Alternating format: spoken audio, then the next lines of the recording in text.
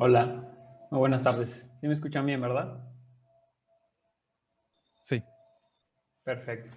Bueno, muchísimas gracias por estar aquí una vez más. Les damos las gracias.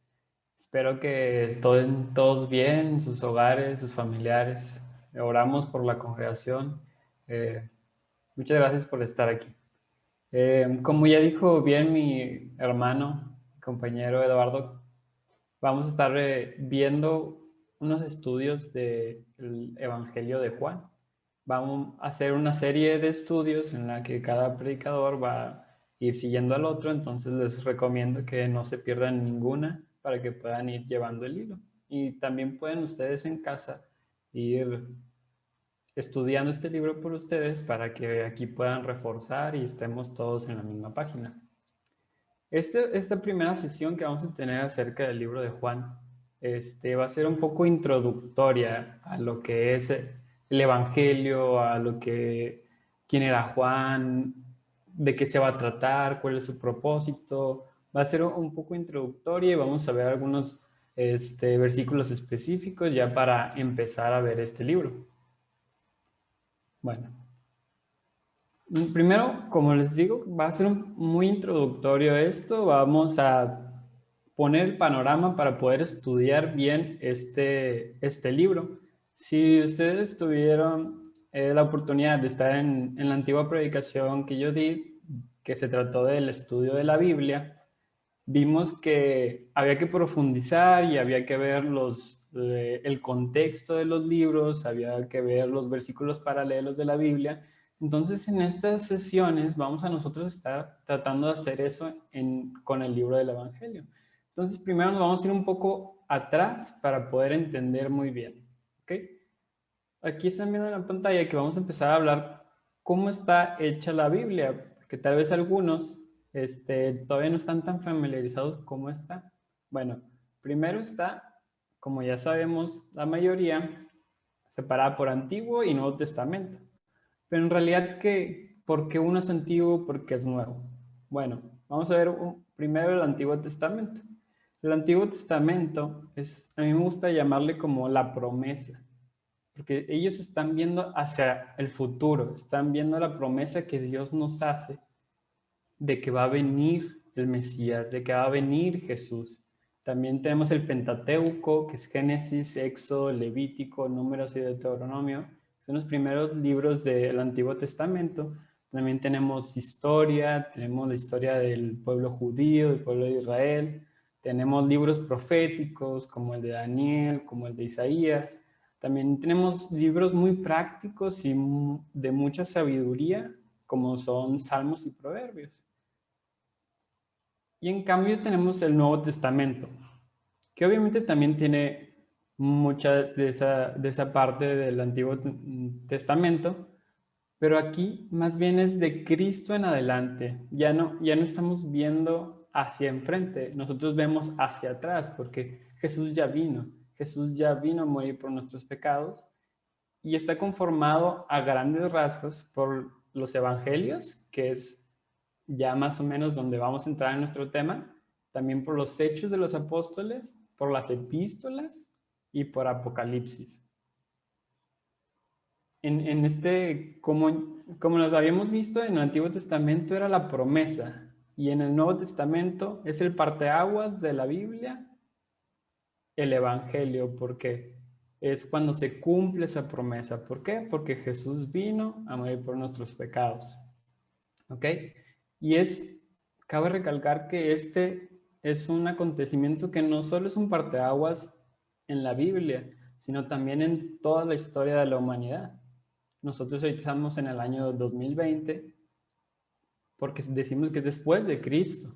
Entonces, es el evento más importante que ha trascendido en la historia de la humanidad, en la historia del universo, y no va a haber ningún otro más importante.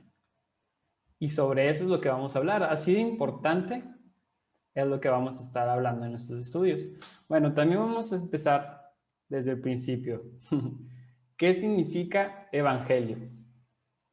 Ustedes piensen o sea, lo decimos muchas veces y se escucha en muchos lugares, aunque no sea en la iglesia, Pero muchas veces no nos hemos puesto a pensar qué significa evangelio. Bueno, evangelio significa buenas nuevas. Viene en realidad del latín evangelium, que viene del griego euangelion, que eu significa bien y angelion significa mensaje. Entonces esto nos da una traducción de buenas nuevas, porque literalmente es bien mensaje, pero es un buen mensaje, una noticia buena, unas buenas noticias para nosotros. Esto se trata de esa buena noticia. El libro de Juan, y en realidad, si nos ponemos a pensar, toda la Biblia es entrelazada y toda la Biblia nos habla de alguna forma de Jesús. Entonces, prácticamente podemos decir que este es el centro también de la Biblia. Pero concretamente, ¿cuál es este evangelio? ¿Cuál es esta buena noticia? Bueno, la misma palabra nos dice aquí en 1 Corintios 15, del 3 al 4. Dice que Cristo murió por nuestros pecados conforme a las Escrituras, y que fue sepultado y que se resucitó al tercer día conforme a las Escrituras. Ustedes se fijan, esa es la buena noticia. Esa es la buena noticia, que Jesús vino y murió por mis pecados, por tus pecados, conforme a las Escrituras, conforme a la promesa del Antiguo Testamento. Y fue sepultado, pero resucitó al tercer día.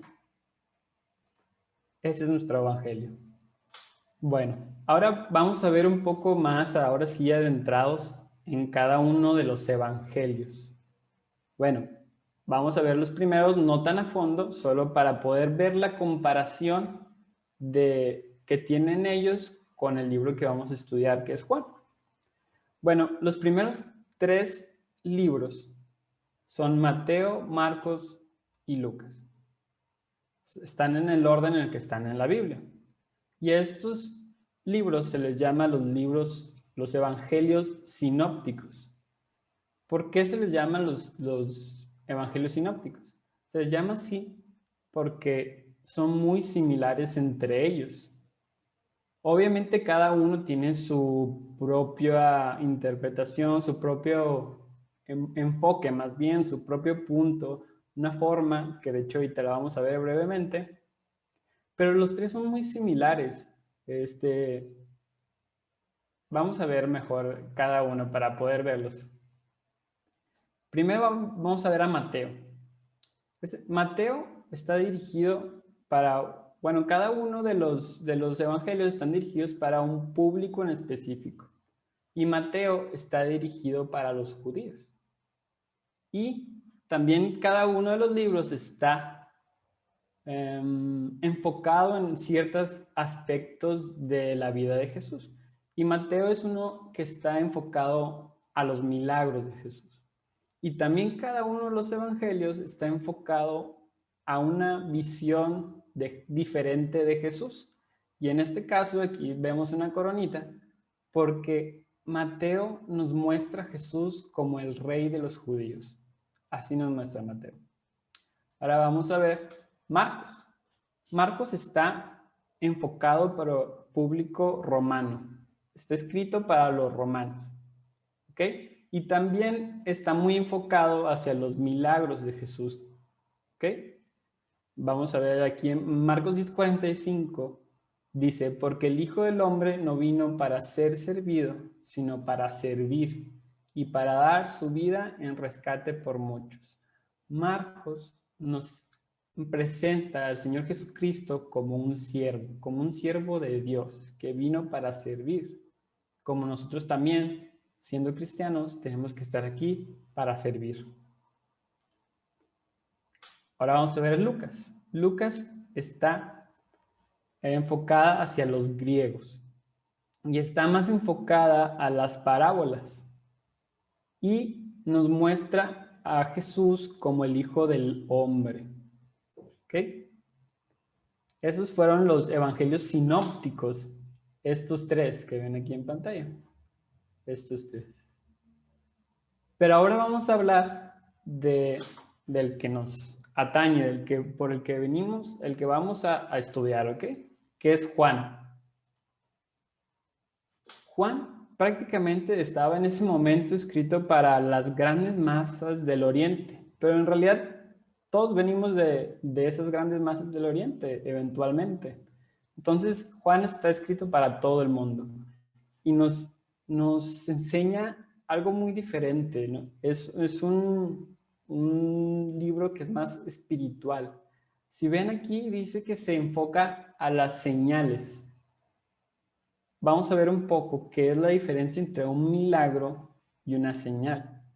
Un milagro es solamente el milagro y la señal es un milagro que viene acompañado de una enseñanza específica y que para eso es el milagro, viene con un propósito que es esa enseñanza. Y en Juan se nos explica esas enseñanzas, ¿ok?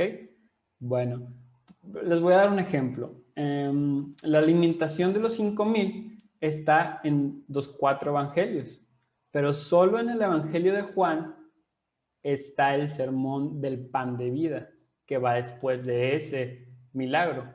Entonces, esa es básicamente la diferencia con los otros evangelios. Y Juan nos presenta a Jesús como Dios, como el Hijo de Dios. ¿Ok? Esas son básicamente las diferencias entre estos, entre los evangelios y más o menos aquí están enfocados. Aquí podemos ver un currículum de Juan, ¿ok? Juan el apóstol, así le llamaban. También una forma en que se le llama es el discípulo amado, porque se cree que todas las veces en las que Jesús menciona al discípulo amado está hablando de Juan el apóstol. Aquí podemos ver que aproximadamente estaría viviendo del 6 al 110 después de Cristo, obviamente, porque fueron contemporáneos, pero pues crucificamos a Jesús y Juan pues siguió viviendo. Era hijo de Zebedeo y de Salomé, y era hermano de Santiago. Y era perteneciente al círculo directo, les voy a señalar en la pantalla donde estoy leyendo, perteneciendo al círculo directo de los discípulos de Cristo, aquí en su currículo. ¿Por qué? ¿Qué es este círculo directo de los discípulos de Jesucristo? Bueno, para empezar, si no sabían, era de los 12 discípulos de Jesucristo, pero era de un círculo un poco más pequeño y más allegado al Señor Jesucristo. Digo, después de decir que era el discípulo amado, venía a ser un poco redundante, pero la importancia de esto es que se le dice círculo directo porque muchas veces Jesús, cuando iba a algún lugar a hacer un milagro o a sanar a alguien o hacer algo, se llevaba a algunos cuantos de los apóstoles. Por ejemplo, aquí en la experiencia que vemos un poquito abajo, dice, presenció la resucitación de Jairo, presenció la transfiguración de Jesús y realizó preparativos para la última cena. Él, junto con Pedro, si mal no recuerdo, les dijo que prepararan la última cena. Entonces era muy allegado, era del círculo, y los demás del círculo, si mal no recuerdo, era Pedro, Santiago, Juan el apóstol que estamos hablando, y a veces Andrés venía. Ellos eran los del círculo. Entonces eran 3 y a veces 4 con Andrés. Él era pescador de profesión, y dice pescador de peces y hombres, porque primero era pescador de peces, pero después Dios vino y le dijo que él iba a ser pescador de hombres. No se dice nada de su educación, no sabemos, pues no, como era una familia pescadora, no creo que haya estudiado algo, era muy raro que las personas allí estudiaran.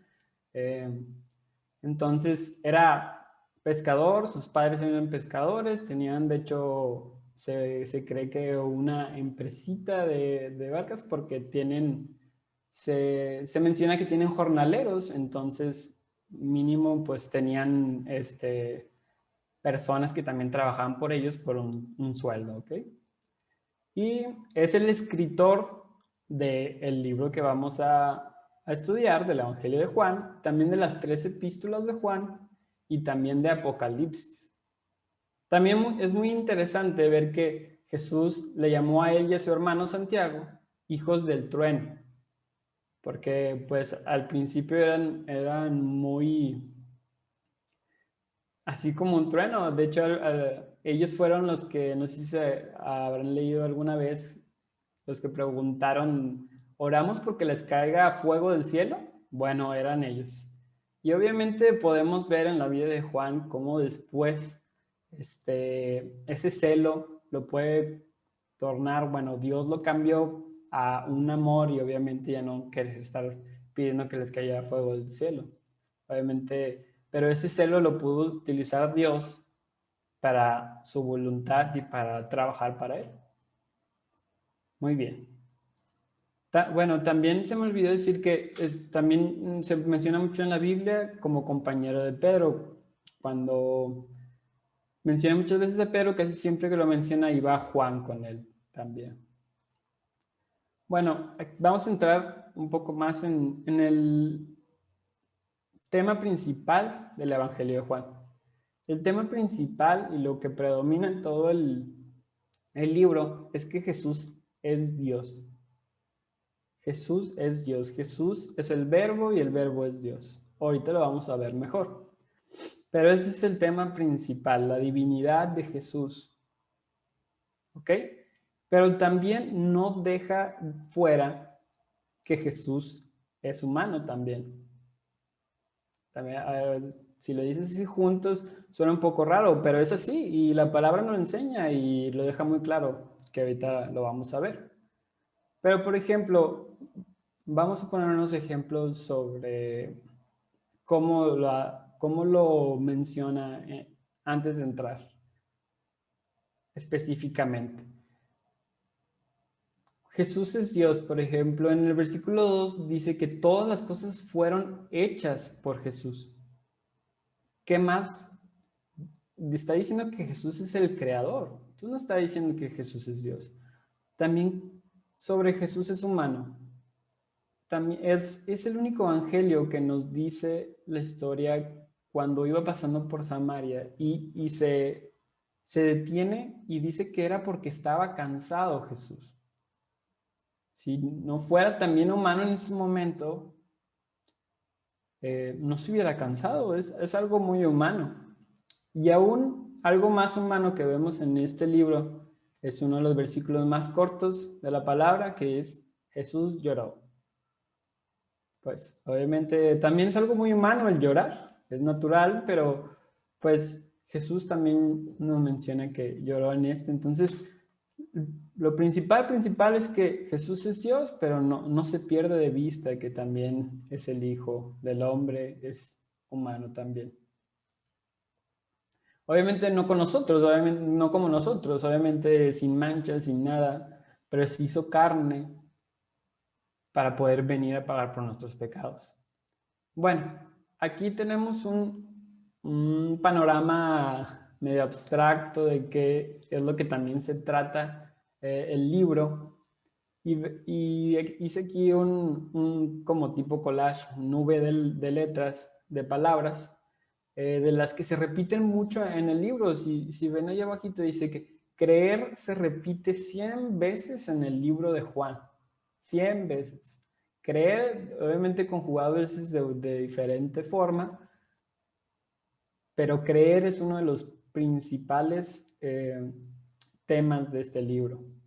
Y es un creer no de un creo que, sino de una voluntad completa, una decisión informada, intelectual y decisiva. Ese es el creer. A veces nosotros tomamos la palabra creer con significados muy diferentes, pero en realidad esta es el que está hablando aquí.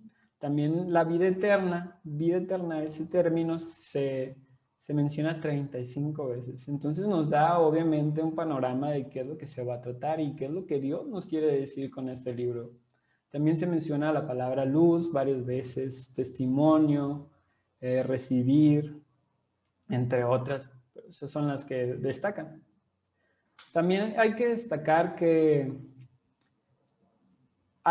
estas 7 veces en las que dice Jesús en el libro de Juan, yo soy.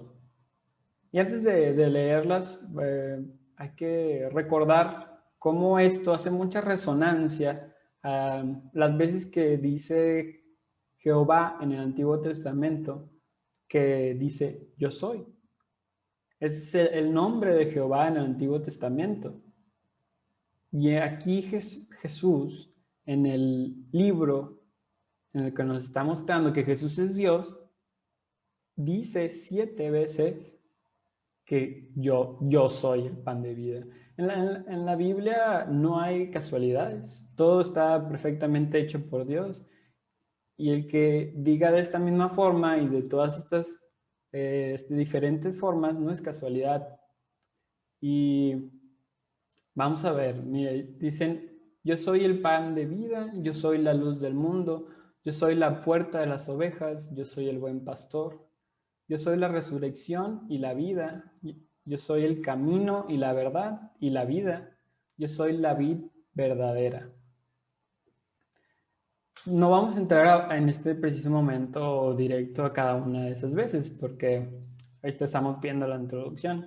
Mis compañeros y hermanos van a ir profundizando en cada una de estas como vamos avanzando. Así que no se pierdan. También hay 7 señales. Bueno, ustedes en la Biblia van a ver muchas veces cuando Dios quiere decir algo, muchas veces utiliza el número 7. El número 7 para mí es el número de Dios. Creo que siempre sale muchas veces, obviamente utiliza más números, pero número 7 siempre es algo importante que Dios nos quiere decir. Hay estas 7 señales: agua en vino, sana al hijo de un noble, sana al paralítico, alimenta a 5,000, calma la tormenta, sana al ciego y resucita a Lázaro. Recuerden que estas son señales, no solo milagros. Bueno, siempre son señales, pero aquí son más señales porque aquí sí nos dice Juan el significado de estos milagros. Entonces, cada una de estas tiene una enseñanza en específico que vamos a ir viendo. Bueno, otra cosa que tenemos que tener en cuenta en Juan es que como si fuera, o sea, es un libro también histórico, la Biblia. Entonces, como también si fuera un libro, a veces podemos ver cuando estudiamos el libro las crisis que hay. Entonces, aquí en el libro hay 3 crisis principales que pasan y cada una de ellas está caracterizada por la incredulidad de las personas, por el pueblo judío, por todos los que no le creyeron. Y también hay un grupo selecto y de pocas personas que sí creyeron en él. Entonces, aquí vemos una cita que dice, Él es el camino, pero no estaban dispuestos a andar con Él. La verdad, pero no creían en Él. La vida, pero le mataron. Esto es un panorama de los conflictos que podemos ver en el libro de Juan. Y en este caso nosotros podemos ver que ellos tomaron bandos, los que sí creían en Dios y los que no creían en Dios. La última, obviamente, la última escena del clímax del conflicto, obviamente, es cuando crucifican a Cristo. Entonces, tú cuando estés oyendo este estudio, también vas a tomar, quieras o no, una posición de si tú vas a creer en Dios o lo vas a rechazar. Entonces, inconscientemente, tú ya estás en uno de esos bandos. Pregúntate en cuál estás. ¿En el que crucificó a Cristo? ¿O en los que también crucificamos a Cristo, pero recibimos ese regalo que Él nos da? ¿Ok? O sea, porque voy a explicar lo que dije, que también nosotros crucificamos a Cristo. Si solo tú hubieras pecado, Cristo hubiera muerto, perdón, por ti solamente. Entonces, tanto como yo como las personas que vivieron en ese momento, somos culpables de haber crucificado a Cristo, de que Él sufriera tanto. Entonces nosotros tenemos que tomar el bando que nosotros queramos. Vamos a querer creer en Dios o rechazarlo. Ahorita vamos a hablar un poco más de eso, pero vamos a seguir ahorita. Ahora ya vamos a empezar a ver versículo por versículo. Al menos los primeros, y mis compañeros van a seguir los siguientes.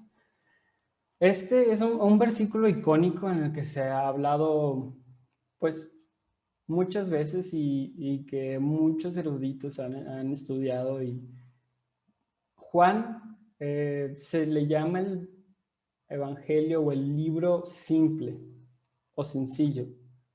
Y no tiene nada de simple ni sencillo, ahorita vamos a verlo, pero porque tiene palabras muy cortas o sencillas de entender su significado literal. Pero en realidad cuando tratamos de entender el significado real de esas palabras, vemos que es tan complejo, tiene tanta sabiduría, tanta enseñanza, que en realidad nunca vamos a alcanzar a comprender toda la enseñanza que Dios nos tiene en Juan, pero sí podemos aprender mucho. Bueno, vamos a leer todo este versículo y luego lo vamos a ir viendo por partes, ¿ok? Vamos a ver, en el principio era el verbo y el verbo era con Dios y el verbo era Dios, ¿ok? Vamos a ver primero, en el principio era el verbo. Vamos a concentrarnos primero en el verbo, porque si no sabemos qué es el verbo, no vamos a entender nada. ¿Qué o quién es el verbo? Vamos a leer, me voy a adelantar un poquito a Juan 1:14 para explicar esto. Dice, y aquel verbo fue hecho carne y habitó entre nosotros y vimos su gloria, gloria como del unigénito del Padre, lleno de gracia y de verdad.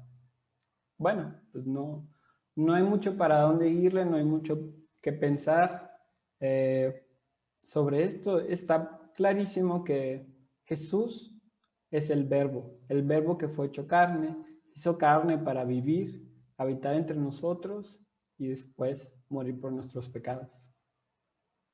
Entonces, tengan en mente, el verbo, que en griego la palabra que se utiliza es logos, es Jesús. ¿Ok? Ahora vamos a concentrarnos en la palabra principio. En el principio era el verbo.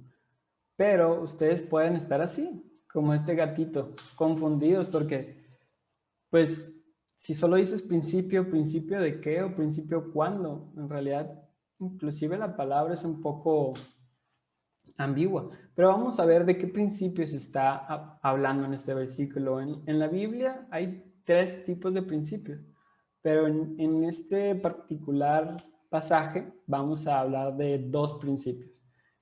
Y en este momento les está hablando del principio de Génesis 1:1. El principio cuando Dios creó los cielos de la tierra y la tierra, en Génesis 1:1. De hecho, resuena mucho también el modo en que lo dice. Si leemos Génesis 1:1, que dice que en el principio Dios creó los cielos y la tierra. Es muy parecido la forma en que lo dice.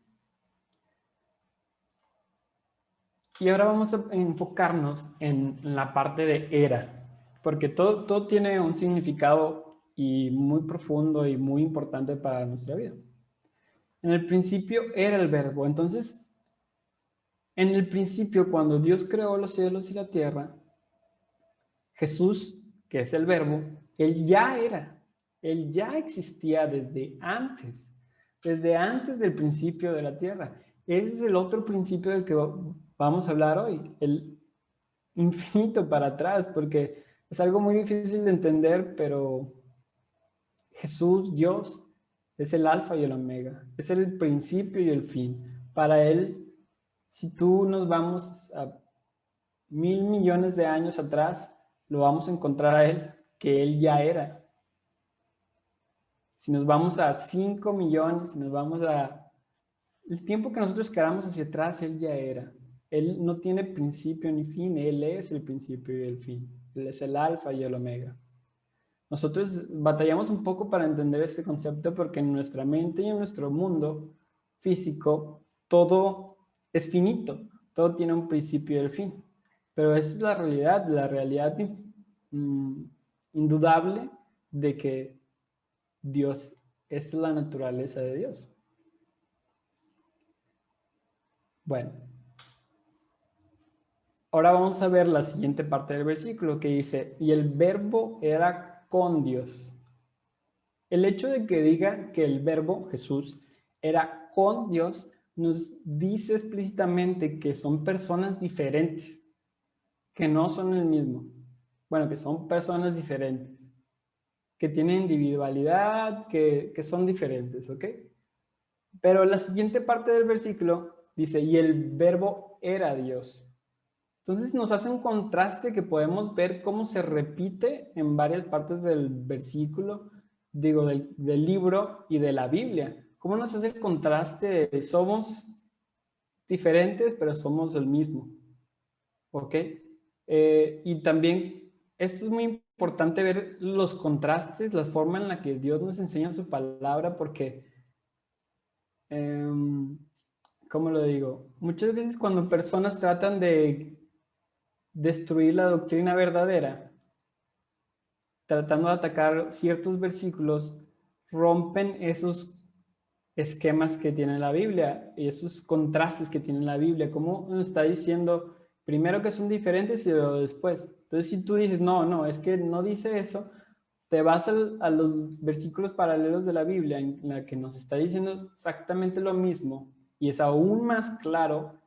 Entonces dicen, atacan un versículo, pero los otros se quedan diferentes. Entonces, toda la Biblia tiene sentido y toda la Biblia tiene coherencia. Entonces, no puedes cambiar un versículo a tu conveniencia y pensar que todo va a seguir bien. Menciono esto porque muchas sectas han intentado desacreditar este versículo por la traducción. Vamos a regresarnos un poquito para poder ver el versículo completo. En el principio era el verbo y el verbo era con Dios y el verbo era Dios. Esto, como ya hemos platicado, nos dice que Jesús es diferente y es el mismo, que Jesús es Dios y que Jesús siempre ha existido, junto con Dios y es Dios. ¿Ok? Pero, por ejemplo, aquí muchas personas dicen que Dios, ethos, que es la palabra en griego, no es la palabra Dios refiriéndose a Dios, Dios Padre, sino es un adjetivo, sino como decir que Jesús era divino, pero eso es contrario. Argumentan esto porque hay una regla que se llama la regla de Colwell, que era un erudito en el griego, que decía que si no lleva un artículo antes de la palabra ethos, significaba que no estaba hablando de Dios, sino de como la divinidad. Pero esto ha sido refutado por muchos otros eruditos diciendo que en realidad esto se puede inferir por el contexto. A esto iba con las personas que trataban de atacar un solo versículo y no ver todo el contexto, que aunque dudáramos de la traducción de este versículo, hay muchos otros versículos que nos enseñan que Jesús es Dios. ¿Ok? Si tienen alguna otra duda de esto, podemos verlo un poco más a fondo, pero ahorita no vamos a dedicarle aún más tiempo. Ahora sí, vamos a ver el versículo 2. Este era en el principio con Dios. Nos vuelve a hacer la diferencia. Bueno, estaba con Él, igual que en el primer versículo, que son distintos, nos vuelve a dar ese esquema. Y luego tal vez otra vez nos dice, en el 1:3 nos dice, todas las cosas por Él fueron hechas y sin Él nada de lo que ha sido fue hecho. Si se fijan, es el mismo esquema de somos diferentes, pero somos el mismo, porque en este está diciendo que Él es el creador de todas las cosas. ¿Ok? Entonces no puede romper el esquema de la Biblia tratando de sacar un versículo. Entonces, aparte de eso, nos está diciendo que Jesús es el creador, nos está enalteciendo cada vez más ese Jesús que vino a morir por nosotros. Él es el creador de todas las cosas y sin Él nada de lo que ha sido fue hecho. Vamos a leer ahora el 4. En él estaba la vida y la vida era la luz de los hombres. En él estaba la vida.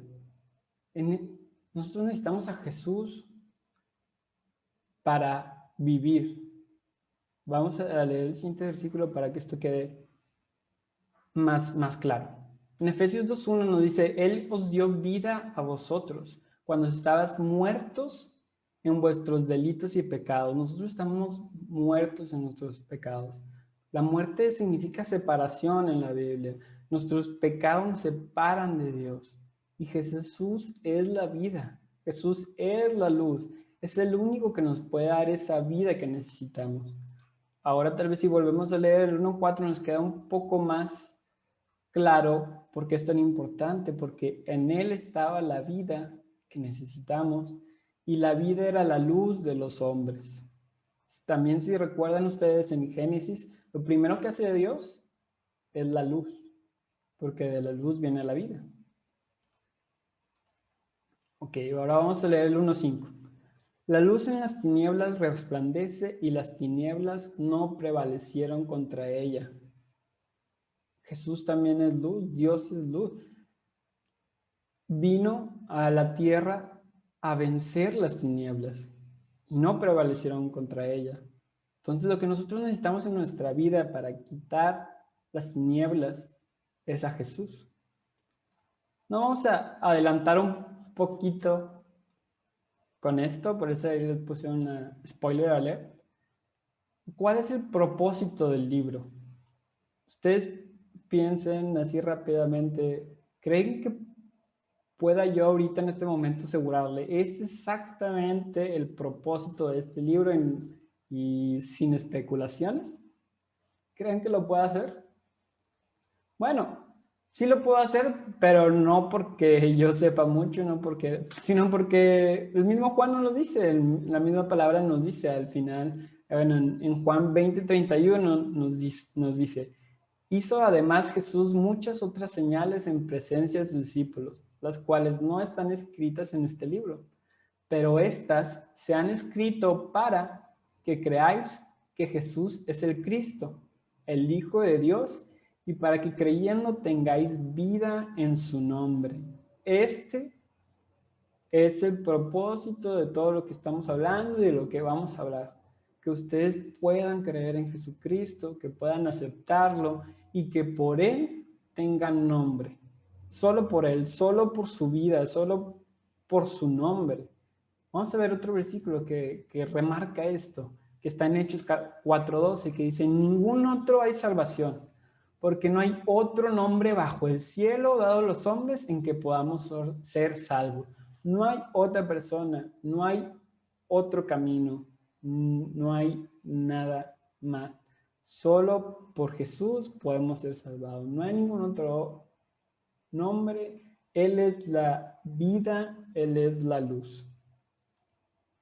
En Romanos 6:23 dice, porque la paga del pecado es muerte, mas la dádiva de Dios es vida eterna, en Cristo Jesús, Señor nuestro. Esta es la razón por la que necesitamos esa vida, porque ya vimos que nosotros estamos muertos en delitos y pecados, y aquí nos dice que la paga del pecado es muerte. Entonces, si Jesús no hubiera hecho esta buena noticia de la que nos habla Juan, que partió la Biblia, que partió el tiempo, nosotros tendríamos que pagar ese pecado. Pero como sí vino, como sí tenemos esa buena noticia, lo que yo no quiero es que tú te vayas de esta predicación sin hacer esa buena noticia tuya. Que no sea para todo el mundo, sino que tú la hagas propia. Que tú digas, Dios me salvó a mí, esta buena noticia es para mí, esta buena noticia es para ti. Porque tú, si no, tendrías que pagar el pecado, que se paga con la muerte. Pero la siguiente parte del versículo que estamos viendo en pantalla dice, mas la dádiva de Dios es vida eterna. Esa buena dádiva, esa buena noticia es ese regalo que Dios vino por nosotros. Y nos vuelve a repetir, siempre nos repite la palabra, lo que es importante. En Cristo Jesús, Señor nuestro, en ningún otro. Es la única forma. Vamos a ver también un versículo de las epístolas que estábamos platicando, que también las escribió Juan, que dice, si confesamos nuestros pecados, Él es fiel y justo para perdonar nuestros pecados y limpiarnos de toda maldad. Bueno, ya vimos que Jesús vino, que murió por nuestros pecados, que tenemos pecados y que tenemos que ser limpiados de ellos. Pero ahora, ¿cómo le hacemos? Bueno, primero Juan 1:9 nos dice que confesemos nuestros pecados y que Él va a ser fiel y justo para perdonar nuestros pecados y limpiarnos de toda maldad. Y tú dirás, ¿por qué tan fácil? Bueno, es que no es tan fácil. Recuerden, es por esta buena nueva que ya vino a nosotros, que es Jesús, que trajo ese evangelio, que dice que vino y murió por nosotros y resucitó. El trabajo ya está hecho, nosotros nomás tenemos que aceptar esa dádiva, esa buena nueva, hacerla nuestra. Y en Hechos 3:19 dice, entonces ya sabemos todo eso, ahora ¿cómo nos arrepentimos? ¿Qué es lo que tenemos que hacer? Dice Hechos 3:19, así que arrepentíos y convertíos para que sean borrados vuestros pecados, para que vengan de la presencia del Señor tiempos de refrigerio. Arrepentíos y convertíos. Arrepentíos y ser diferente, convertíos. Una persona diferente Dios nos puede hacer. Para que sean borrados vuestros pecados, y dice, para que vengan de la presencia del Señor tiempos de refrigerio. Si tú te arrepientes y te conviertes, la presencia del Señor mismo, el creador de todas las cosas, el que es infinito, el alfa y el omega, va a estar contigo y va a traer a tu vida tiempos de refrigerio. ¿Quién en estos momentos no quiere esos tiempos de refrigerio? Tener la presencia de Jesucristo, de nuestro Dios, con nosotros. Bueno, yo no quiero que te vayas sin aceptar esta buena nueva y quiero invitarte que si tú quieres hacer esto, arrepentirte de tus pecados, invitar a Jesucristo a tu corazón, hagas junto conmigo esta oración que voy a hacer enseguida. Señor, te damos muchas gracias porque viniste a pagar por nuestros pecados, porque derramaste tu sangre, Señor, para que nosotros pudiéramos fácilmente, Señor, creer en ti, que seamos salvados por ti, mi Señor. En esta tarde te rogamos que tú entres en nuestro corazón, lo hagas tu hogar, mi Señor, que perdones nuestros pecados, Señor, y nos conviertas a ti completamente, mi Señor. Te damos gracias porque moriste por nosotros. Te pedimos que te quedes, Señor, en nuestro corazón, Señor, y nos ayudes a vivir como a ti te agrada, mi Señor. Gracias, Señor, por todo esto. Te pedimos todo esto, Dios, en el nombre de tu amado Hijo Jesús. Amén. Y bueno, espero que les haya sido de tanta bendición este estudio como le ha sido a mí estudiarlo. No se pierdan las siguientes predicaciones, van a continuar este tema y vamos a seguir profundizando sobre esto. Y pues muchas gracias por su atención.